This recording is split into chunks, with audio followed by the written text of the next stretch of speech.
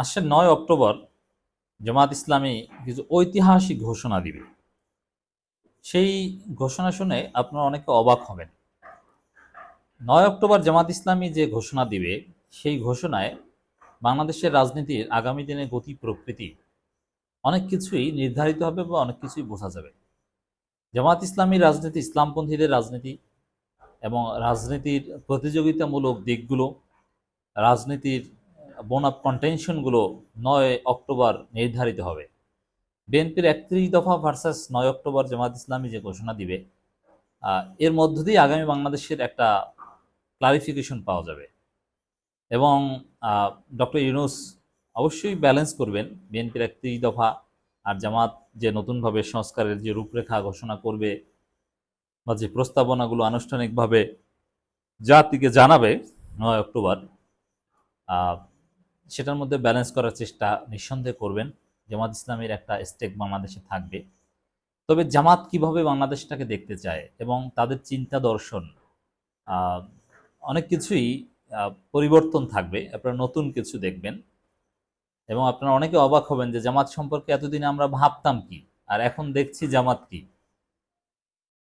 এর মানে জামাত মোটেও সাম্প্রদায়িক কিছু না, উদার গণতান্ত্রিক ইসলামী মূল্যবোধে বিশ্বাসী একটা রাজনৈতিক দল, যারা বর্তমান বিশ্ব বাস্তবতার সাথে খাপ খাইয়ে চলতে সক্ষম, ইসলামী মূল্যবোধ ধারণ করতে সক্ষম। এরকম এই রাষ্ট্রটা তারা যেভাবে গড়তে চায়, অনেকে ভাবতেন যে জামাত একটা আইডেন্টিটি পলিটিক্স করে, এখানে হিন্দু বৌদ্ধরা কিভাবে থাকবে, কিন্তু না। জামাত যেভাবে দেশটাকে দেখতে চায়, যেভাবে দেশটাকে সংস্কার করতে চায়, সেখানে অমুসলিম থেকে শুরু করে সবার একটা সুন্দর অবস্থান থাকবে। এতে কার্যত বিএনপি বা জনগণ যেভাবে ভাবে তার সাথে জামাতের পার্থক্য থাকবে না। জনগণের আকাঙ্ক্ষাকে ধারণ করেই জামাত ঘোষণা দিবে। অনেক ভুল ভেঙে যাবে, জামাত ইসলামী সম্পর্কে জনগণ অনেক ভুল ভেঙে যাবে। 9 তারিখ দেখবেন অনেকে ইমপ্রেসড হবে, মানে জামাত একটা চমক 9 তারিখ দেখাবে। জামাতের চিন্তা দর্শন সংস্কারগুলো অত্যন্ত বাস্তব ভিত্তিকই হতে যাচ্ছে বলে আমরা মনে করি। এখানে ইমোশনাল বিষয়গুলো কিছু থাকবে না, অতি ধর্মীয় রাতারাতি আমরা বাংলাদেশটাকে ইসলামী রাষ্ট্র বানিয়ে ফেললাম, মানে এরকম কোনো বিষয় থাকবে না। উদার গণতান্ত্রিক একটা দলের বৈশিষ্ট্য, একটা কল্যাণ রাষ্ট্রের রূপরেখা অনেকটা জামাতের প্রস্তাবনায় ফুটে উঠবে।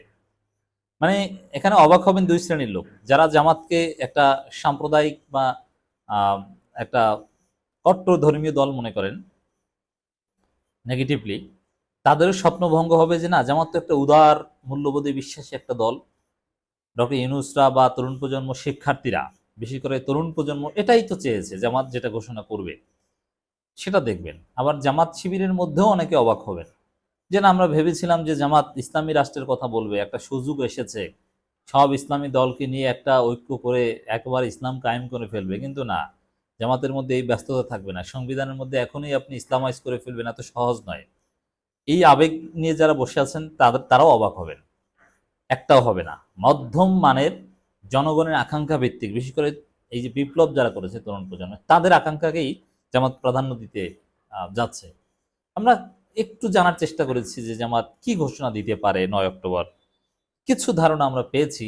বিশেষ করে আমরা যদি খবরটা একটু দেখি, রাষ্ট্র সংস্কারের যে রূপরেখার সাথে যারা জড়িত তাদের কারো কারোর সাথে আমরা একটু আলাপ করার সুযোগ পেয়েছি। সে আলাপে এটাই মনে হয়েছে যে একটা মধ্যম মানের ব্যালেন্স বিপ্লবের স্পিরিটকে ধারণ করে একটা রাষ্ট্র সংস্কারের রূপরেখা দিবে। মানে এখানে একেবারে থিওলজিক্যাল স্টেট বানিয়ে ফেলবে বা জামাতের চিন্তা দর্শনে ওটাই থাকবে, এরকম কিছু না। আগামী 9 অক্টোবর রাষ্ট্র সংস্কারের লক্ষ্যে নিজেদের রূপরেখা দেবে বাংলাদেশ জামাত ইসলামী। ডক্টর মোহাম্মদ ইউনূসের সঙ্গে বৈঠকের পরে জামাতের আমির ডাক্তার শফিকুর রহমান কথা জানিয়েছেন, আপনারা জানেন। তিনি বলেন, গত 3টা নির্বাচনে জাতি বঞ্চিত ছিল।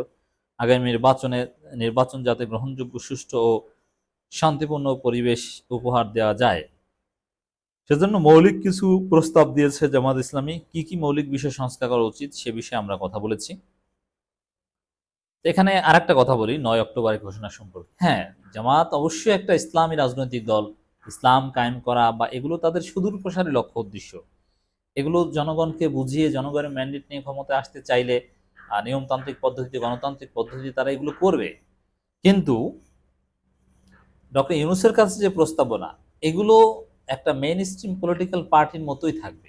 বিশেষ করে বৈষম্যবিরোধী ছাত্র আন্দোলন যেভাবে চিন্তা করে জামাত সেভাবে চিন্তা করার চেষ্টা করেছে, যে কারণে মানুষ রাজপথে নেমেছিল, জীবন দিয়েছে, জামাত সেভাবে চিন্তা করার চেষ্টা করেছে।